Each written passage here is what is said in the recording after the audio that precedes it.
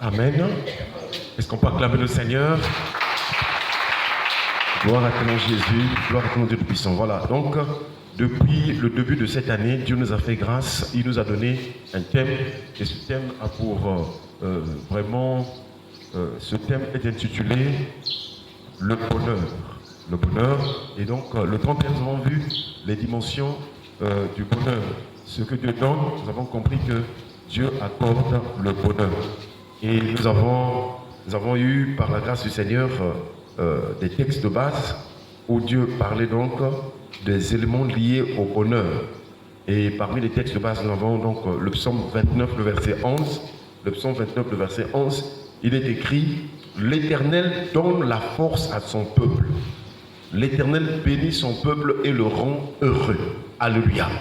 Voilà donc le texte sur la base duquel nous avons donc tiré les sous-thèmes qui nous parlent du bonheur. Et donc, chers frères et sœurs, nous devons savoir que marcher avec Dieu, c'est une marche où Dieu nous accorde de vivre le bonheur. Parce que tout homme qui n'est pas dans le Seigneur, toute personne qui n'est pas en relation avec Dieu est dans le malheur, d'office. Pourquoi? Parce que la Bible déclare tous sont péchés et sont privés de la gloire de Dieu. Et donc c'est dans la gloire de Dieu que nous pouvons vivre le bonheur. C'est dans la communion avec Dieu que nous pouvons vivre le bonheur. Et donc le bonheur n'est qu'en Dieu. C'est pourquoi le psaume veut dire « Oui, le bonheur et la grâce m'accompagneront tous les jours de ma vie et j'habiterai dans la maison de l'Éternel jusqu'à la fin de mes jours. » Est-ce qu'on peut acclamer le Seigneur? Nous prions que cette année soit une année de bonheur pour chacun de nous.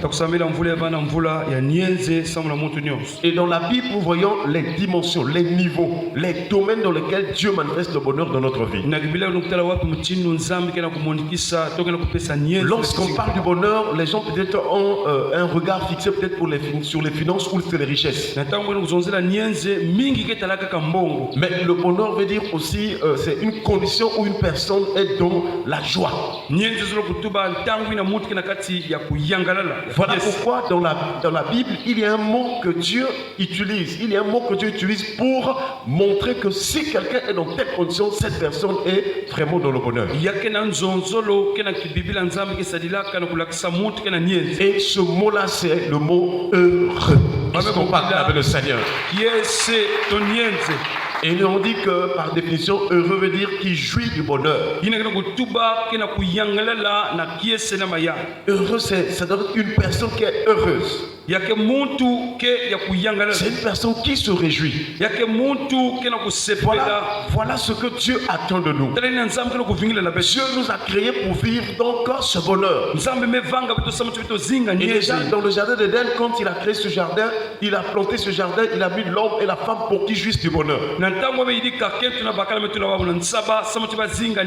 C'est seulement à cause du péché que nous avons perdu ce bonheur-là. À cause du péché, les malheurs sont venus sur la terre. À cause du péché, les difficultés, les souffrances sont venues parmi les hommes. Mais nous rendons grâce à Dieu. Parce que malgré les périodes de souffrance et de malheur, malgré les attaques de l'ennemi, alors chers frères et sœurs, Dieu, à cause du grand amour dont il nous a aimés, il a envoyé son Fils, Jésus-Christ. Il est venu pour payer la dette. Là où nous étions redevables à la chair, là où nous étions condamnés dans le péché, condamnés dans la mort, condamnés dans la perdition, Jésus est venu payer la dette pour nous libérer. Est-ce qu'on parle avec le Seigneur? Désormais, quiconque croit en Jésus-Christ comme son Seigneur et son Sauveur personnel, quiconque croit et confesse que Jésus était mort et ressuscité de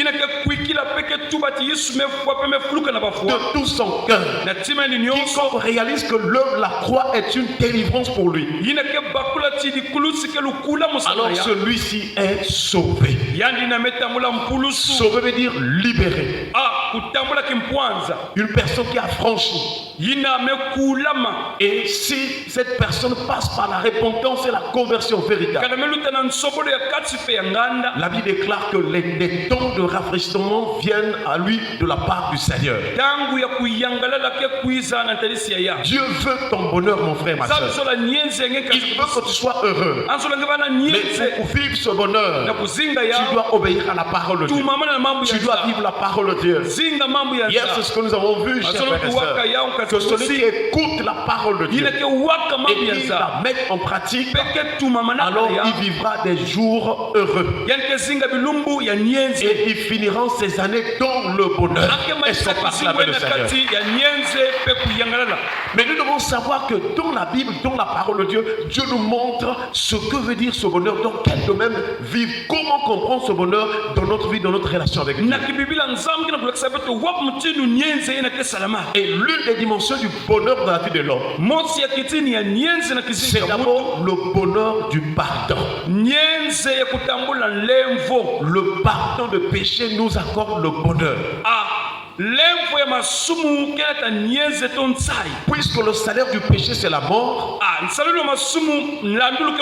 toute personne qui est condamnée dans la vie de péché ne peut pas être heureuse. Mais c'est lorsqu'on est libéré de la charge du péché, c'est alors que nous pouvons commencer à vivre le bonheur déjà de notre cœur.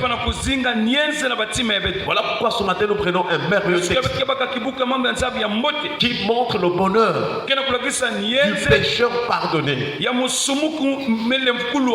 psaume 32, le verset 1 à 2.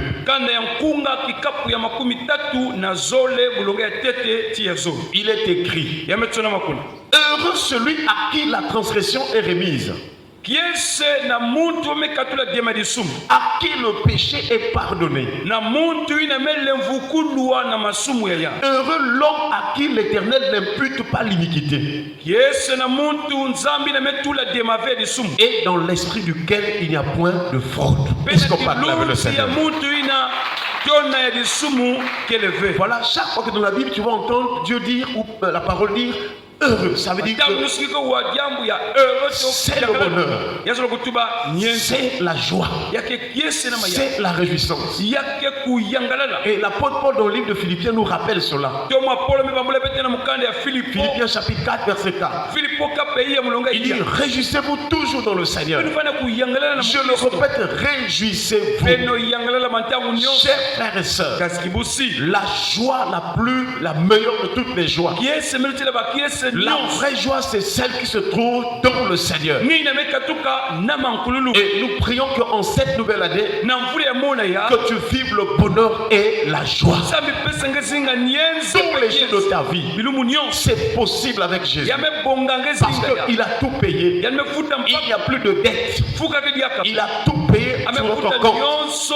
C'est ainsi que David, lorsqu'il est en train de prier ou de chanter ce cantique, il dit: heureux celui à qui la transgression est remise, à qui le péché est pardonné. Lorsqu'une personne reçoit le pardon de ses péchés, elle rentre dans une nouvelle saison. Elle commence un nouveau départ. Les choses anciennes sont passées. Les mauvais souvenirs sont passés. Elle commence une nouvelle relation. Une relation éternelle, basée sur l'amour. C'est pourquoi Jérémie, il pouvait s'en réjouir en disant: de loin l'Éternel se montre à moi. Il me dit: je t'aime d'un amour éternel. Est-ce qu'on parle avec le Seigneur? Heureux veut dire jouir du bonheur. Heureux veut dire quelque chose de favorable. Notre prière est que Dieu te donne de vivre des temps favorables. Même là où les autres ne réussissent point, que toi tu réussisses au nom de Jésus. La faveur de Dieu est de mise pour que nous puissions jouir ou faire des exploits. S'il y a quelque chose que l'on doit chercher dans sa vie, c'est la faveur de Dieu.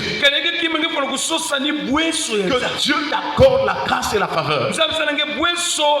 Et dans cette faveur que Dieu touche des hommes, qu'il touche des personnes que tu vas rencontrer, par qui ta vie va vraiment être bénie. C'est possible que Dieu te fasse rencontrer avec des bonnes personnes. Chers frères et sœurs, il dit heureux celui à qui la transgression est remise. Que veut dire remettre le péché? Que veut dire remettre les transgressions? Cela veut dire faire grâce. Cela veut dire aussi pardonner.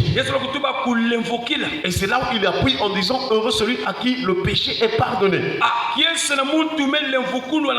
Quel est le signe dans la Bible, dans notre relation avec Dieu? Quel est le signe de cette rémission de péché? Quel est le signe de l'alliance qui prouve que nos péchés ont été pardonnés? Chers frères et sœurs, dans Éphésiens chapitre 1, le verset 7, il est écrit: en lui nous avons la rédemption par son sang, la rémission de péchés selon la richesse de sa grâce. Le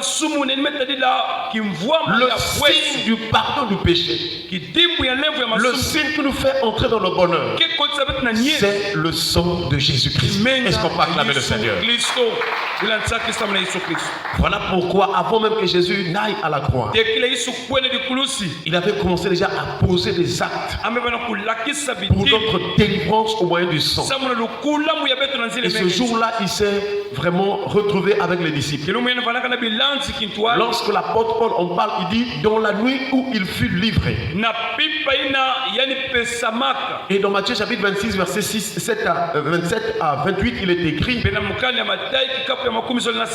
il prit ensuite une coupe, et après avoir rendu grâce, il la leur donna en disant: buvez-en tous, buvez-en tous, car ceci est mon sang.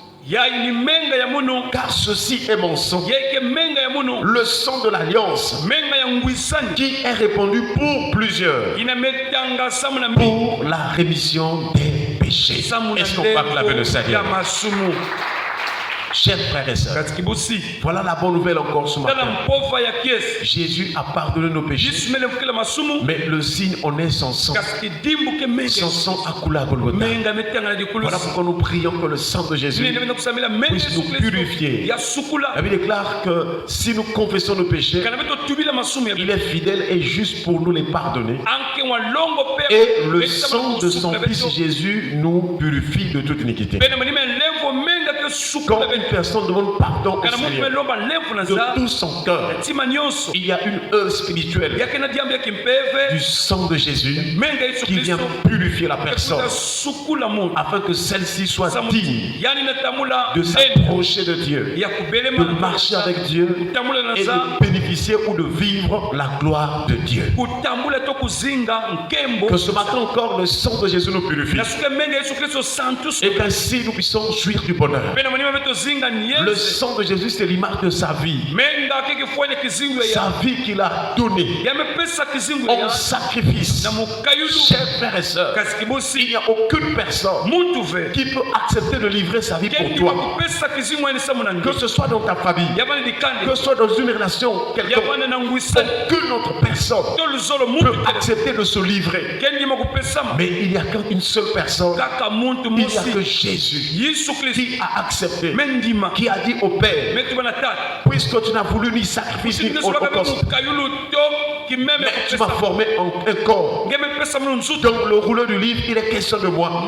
Je vais faire ta volonté. Et la Bible déclare que c'est en vertu de cette volonté-là que nous sommes sanctifiés une fois pour toutes. Est-ce qu'on peut acclamer le Seigneur?